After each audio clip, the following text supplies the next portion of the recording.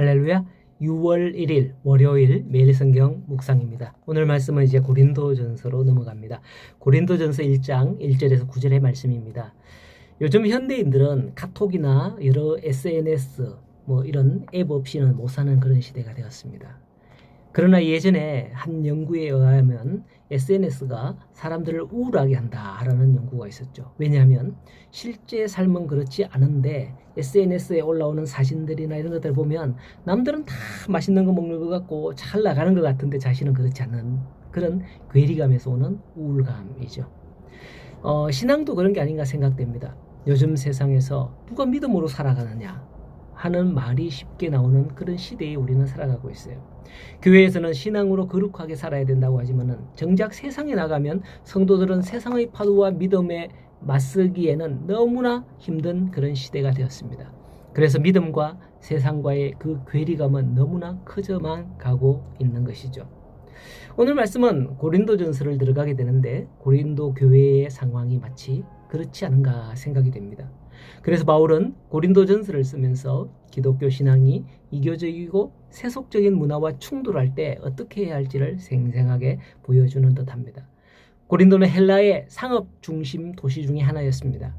헬라 철학에도 지대한 관심 있는 도시였으며 그 영향 아래 지혜를 높이 평가하였고 외부 문화에 심히 개방적이어서 고린도는 성적으로도 문란하기로 유명한 도시였습니다.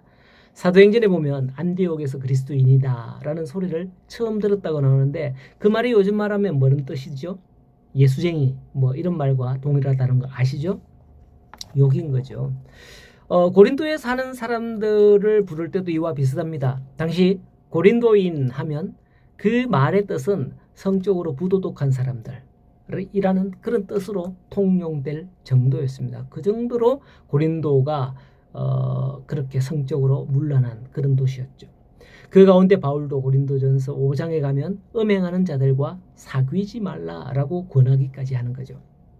자, 이러함에도 바울이 고린도전서를 기록한 목적은 당시 은사는 풍족하나 그리스도의 교회로서 여전히 미숙하고 육적인 상태에 머물러 있는 고린도 교회, 즉 세상과 교회 그리고 그들의 삶과 믿음 간의 그 괴리감이 매우 컸는데 이것을 바로잡기 위해서 기록을 했습니다.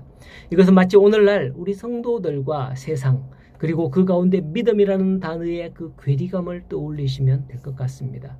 이러한 가운데 바울은 이 모든 문제의 근원을 복음에 대한 오해에서 찾고 십자가에 못 박히신 예수 그리스도라는 그 안경을 통해서 교회의 정체성을 재확립하고자 하는 겁니다. 그래서 오늘 본문에 보면 바울은 고린도에 있는 하나님의 교회라고 하죠. 그냥 교회, 고린도 교회가 아니라 고린도에 있는 하나님의 교회라 하는 것은 하나님의 교회가 고린도에 있다는 것이며 고린도와 같은 세상 풍조 가운데서도 괴리감을 가지고 있는 하나님의 교회가 어떠한지 주목하는 말이기도 합니다. 또 예수 그리스도 안에서 거룩하여지고 성도라 부르심을 받은 자들이라고 하죠. 즉 고린도라는 데서 예수를 믿음으로 거룩하게 되었다는 겁니다. 고린도는 앞서 말씀드린 대로 매우 성적으로 문란한 그런 도시에 타락 일변가도를 달리는 상업 향락 도시입니다.